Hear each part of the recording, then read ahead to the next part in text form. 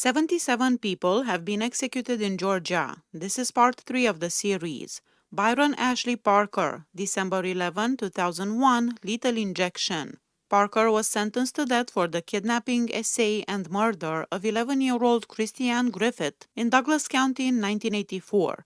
The crime began when Griffith, on her way to her brother's high school graduation, asked Parker if he had seen the taxi that was supposed to take her. Parker offered her a ride, but instead drove her to a secluded location where he essayed and strangled her before tying her body to a tree and leaving her there. During the attack, Parker's 2-year-old son remained in a locked car nearby.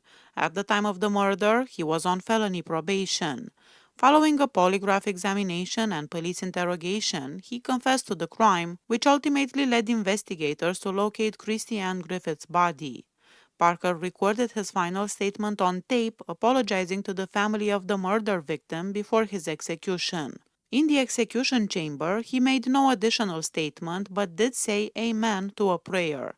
Parker did not request a special final meal, instead eating the standard prison meal of chocolate milk and coffee. Ronald Keith Spivey, January 24, 2002, lethal injection. On December 27, 1976, Spivey became involved in a deadly altercation at a pool hall in Macon, Georgia, where he shot and killed Charles McCook during a dispute over $20. After the first killing, Spivey drove to Columbus and entered the Final Approach Lounge at Peachtree Mall. There, he fatally shot Bill Watson, an off-duty police officer, in the head and chest. Watson had entered the bar to investigate why its door remained open past the 2 a.m. closing time. The gunfire attracted Welton Emmett Allen, a 21-year-old manager at the nearby Briar Rabbit restaurant, who entered the lounge. Spivey shot Allen 5 times, but Allen survived by feigning to be dead. From the parking lot, Spivey continued firing, wounding another individual. He then saw Allen duck into the Briar Rabbit restaurant and fired through a window, striking an employee who also survived. Following the spree, Spivey abducted Mary Jane Davidson, a college professor and part-time bar waitress, forcing her to drive him to Alabama. His last words were, "If I had a million lives, I couldn't say I'm sorry enough, and what happened in that case changed me so much. I'm not the same person I was 25 years ago. In our society, we hear and say, 'What would Jesus do?' You can't believe I don't believe Jesus would do this. It allows no room for redemption." He said the death penalty dragged the victim's family and my family through living hell.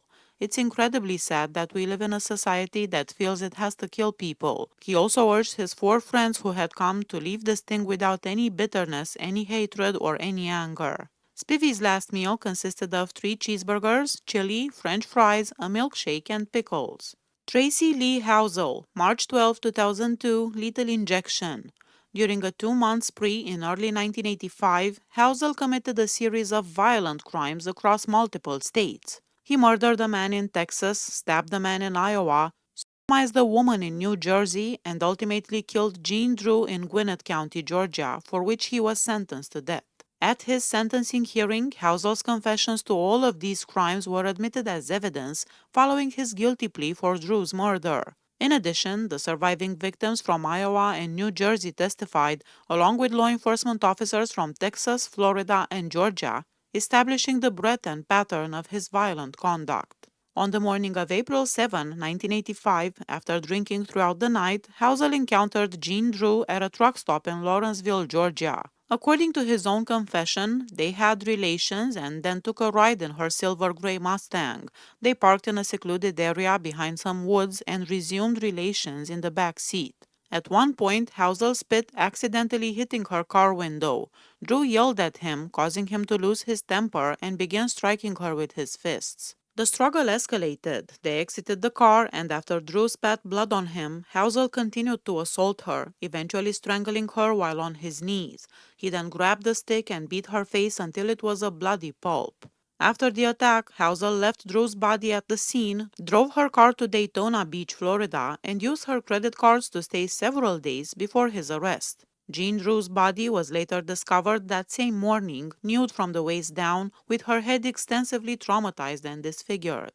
Housel's last meal was steak, baked potato, corn, ice cream, and chocolate milkshake. When he was given the opportunity to say his final words, Housel smiled and winked at the warden and recited verses from the Old and New Testaments read by the chaplain, the 23rd Psalm and 2 Corinthians chapter 5 verse 17. The old is gone and the new has come. He also apologized to the family of Jean Drew. Wallace Marvin Fugate III, August 16, 2002, lethal injection. Fugate forcibly entered the home of his ex-wife Patty and waited for her to return. When she arrived, a violent confrontation ensued.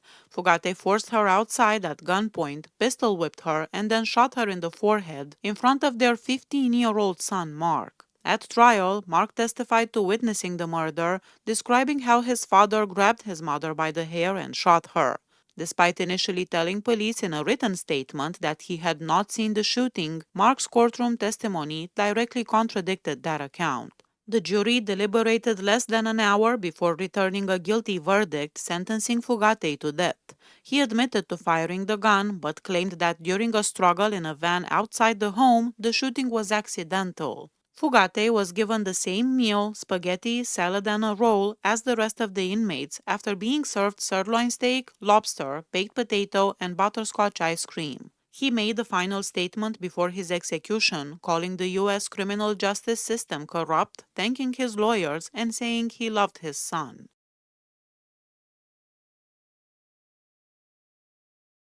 William Howard Putman, November 13, 2002, lethal injection. On July 10, 1980, the body of 49-year-old schoolteacher William Gerald Hodges was discovered at a truck stop in Valdosta, Georgia. He had been fatally shot in the mouth and shoulder.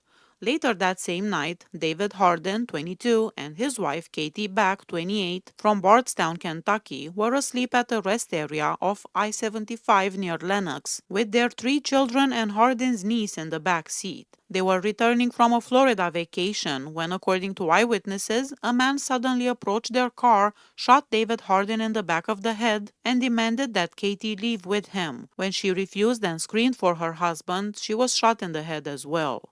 Several witnesses observed a dark-colored semi-truck pulling an empty yellow flatbed in the parking lot and saw the driver approach the Harden's car. The description matched that of Alabama truck driver William Putman, who was later arrested in Dooley County at another rest station. When authorities inventoried Putman's belongings at the jail, they discovered Hodges' insurance card, watch, and 2 rings, linking him to the first murder. Putman's blood alcohol level was measured at 0.13%. Police also found a wallet belonging to David Harden and a .38 caliber revolver under Putman's driver's seat. Ballistics testing confirmed that the same handgun was used in all 3 murders. Putman's last meal was 3 eggs over light, toast, bacon, hash browns, vanilla ice cream, and 2 soft drinks. He declined to make a final statement. Please hit that subscribe button if you like my channel. See you next time. Bye bye.